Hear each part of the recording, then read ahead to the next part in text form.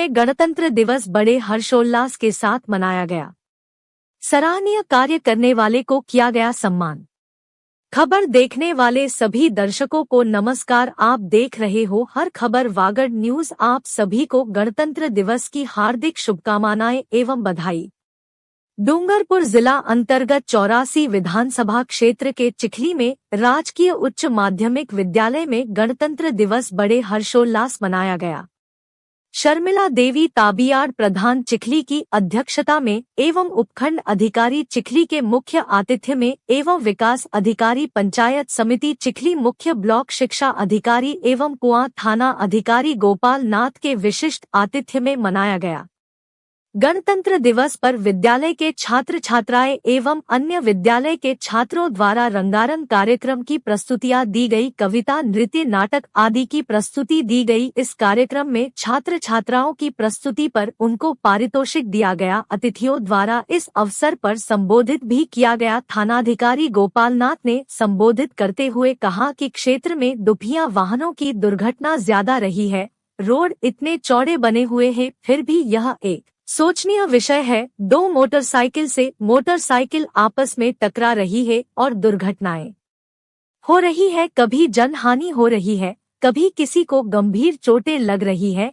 इसलिए यातायात नियमों की पालना करते हुए वाहन चलाएं। दुपहिया वाहन चलाते समय गति का ध्यान रखें और हमेशा हेलमेट पहनकर वाहन चलाएं। साथ ही 4 पहिया वाहन चलाते समय सीट बेल्ट बांधकर ही वाहन चलावे। इस अवसर पर उपखंड अधिकारी ने भी संबोधित किया। उन्होंने संविधान की महत्व पर प्रकाश डाला और संविधान के संबंध में जानकारी दी। कार्यक्रम में चिखली उपखंड से अपने क्षेत्र में हर विभाग से अच्छे कार्य करने वाले कार्मिकों का सम्मान करते हुए प्रमाण पत्र देकर एवं ट्रॉफी देकर सम्मानित किया। विद्यालय में अच्छे अंक लाने वाले छात्रों और खेलों में उत्कृष्ट प्रदर्शन करने वाले छात्र एवं छात्राओं को प्रमाण पत्र एवं ट्रॉफी देकर सम्मानित किया गया। वहीं पत्रकारिता के क्षेत्र में सराहनीय कार्य करने वाले पत्रकारों का भी सम्मान किया गया। अर्जेंट टाइम संवाददाता राकेश कुमार कलाल कुआ को भी एवं कुआ थाना क्षेत्र से भी 5 पुलिस कार्मिकों का उपखंड अधिकारी एवं अतिथियों द्वारा प्रमाण पत्र एवं ट्रॉफी देकर सम्मानित किया। इस दौरान कार्यक्रम में छात्र छात्राएं, अभिभावक, क्षेत्रवासी एवं समस्त विभाग के कर्मचारी गण और विद्यालय के कर्मचारी गण एवं ग्रामीण जन रहे मौजूद। इस दौरान उपखंड अधिकारी संबोधित करते हुए क्या कहा, सुनिए उन्हीं की जुबानी। समस्त मंत्रालयीन अतिथि एवं जनप्रतिनिधिगण एवं ये बैठे हुए समाज गणमान्य नागरिक एवं मेरे सामने बैठे हुए प्यारे स्टूडेंट, आप सभी को इस 74वें गणतंत्र दिवस की बहुत बहुत बधाई एवं शुभकामनाएं। आज का दिन हमारे देश के इतिहास में एक महत्वपूर्ण स्थान रखता है।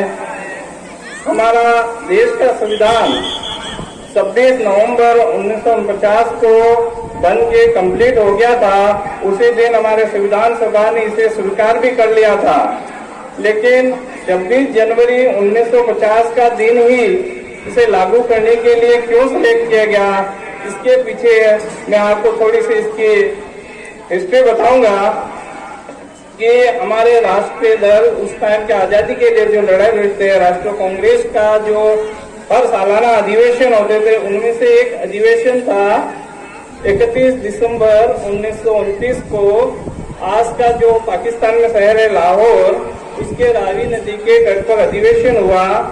उसमें पहली बार हमारे जो महान नेता और फ्रीडम फाइटर्स थे, उन्होंने ये घोषणा करी, विशेष करके जिनमें युवा नेता थे उस टाइम के, पंडित जवाहरलाल नेहरू, सुभाष चंद्र बोस एवं उनके साथियों ने, कि इससे 1930 के पहले के अधिवेशनों में हमारे जो नेताओं के द्वारा, उस टाइम के फ्रीडम फाइटर्स के द्वारा अंग्रेजों से एक डोमिनियन स्टेट की मांग की जा रही थी, औपनिवेशिक स्वराज्य की, जिसके अंदर ये था कि उनके द्वारा बनाए हुए कानून या उनके अंतर्गत हम लोगों को कुछ अधिकार मिले। लेकिन हमारे तब के नेताओं ने कहा कि ये नहीं, हमें पूर्ण स्वराज चाहिए। हम हमारे देश को हम हमारे हिसाब से चलाएंगे, हमारे नियम होंगे, हमारे कानून होंगे, हमारा सिस्टम होगा। तो उसी दिन उस अधिवेशन में ये मूल लक्ष्य रखा गया कि हम 26 जनवरी 1930 को हम राष्ट्रीय स्वाधीनता दिवस के रूप में मनाएंगे। तो उस अधिवेशन के मुख्य लक्ष्य था तो जिस 26 जनवरी 1930 को पूरे देश में सभाएं करके एक प्रथम स्वाधीनता दिवस के रूप में मनाया गया। तब से ही हर साल इस दिन को प्रथम स्वाधीनता दिवस के रूप में मनाए आ रहे थे।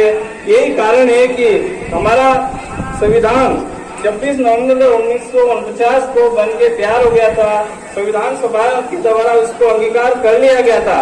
लेकिन इस दिन के महत्व को बनाए रखने के लिए 26 जनवरी 1949 को हमारे संविधान को लागू हुआ। तो आप सब लोगों को पता है कि संविधान क्या है।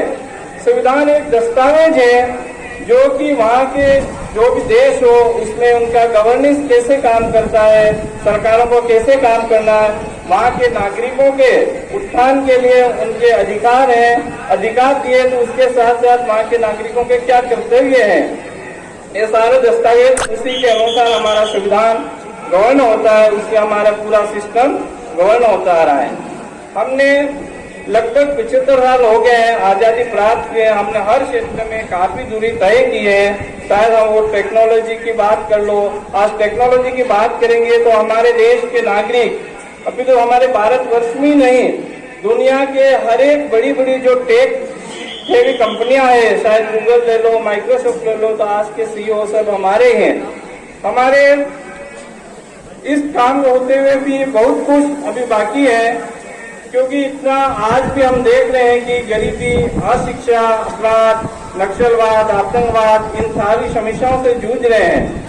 और हमें एक महिला सशक्तिकरण में अभी काफी कुछ काम करने की जरूरत है। जैसे कि आप सब लोग सुन रहे होंगे, भारत और इंडिया दो प्रकार की एक खाई बन रही है, इन दोनों के गैप को बचाना होगा। इसलिए हम सब नागरिकों का एक प्रमुख कर्तव्य बन जाता है कि हमारे देश के संविधान के अनुरूप जो फ्रेटर्निटी, इक्वलिटी के रूप में काम करने के लिए हम सबको एक होकर एक मत होना पड़ेगा कि हम सौहार्दपूर्ण माहौल में रहें और हम दूर दराज इलाके तक को एक संगठित होकर उनकी अच्छी शिक्षा दें, मुख्य धारा में लाएं, ताकि इन समस्याओं को हम पार पा सकें। एक सबसे बड़ा हथियार है हर समस्या का समाधान, वो है एजुकेशन। एजुकेशन के बिना हम आगे नहीं बढ़ पाएंगे। इसलिए हम कोशिश करनी चाहिए कि आज भी हमारे ग्रामीण क्षेत्र में शिक्षा की कमी है, शिक्षा के प्रति इतने जागरूकता नहीं है, तो हम सबका कर्तव्य है कि शिक्षा के बारे में उन लोगों को जागरूक करें और आगे लाएं। एक बार उनमें हमारे उन महान ग्रेट नेताओं और फ्रीडम फाइटर को श्रद्धा सुमन अर्पित करते हुए जिन्होंने हमारे इस देश को एक प्रजातांत्रिक गणराज्य के रूप में स्थापित करने के लिए अपना जीवन का सेक्रीफाइस किया, उनको एक बार पुनः नमन करता हूँ। और एक बार सभी आप लोगों को इस गणतंत्र दिवस की बहुत बहुत शुभकामनाएं के साथ मैं अपना उद्बोधन समाप्त करता हूँ। जय हिंद, जय भारत।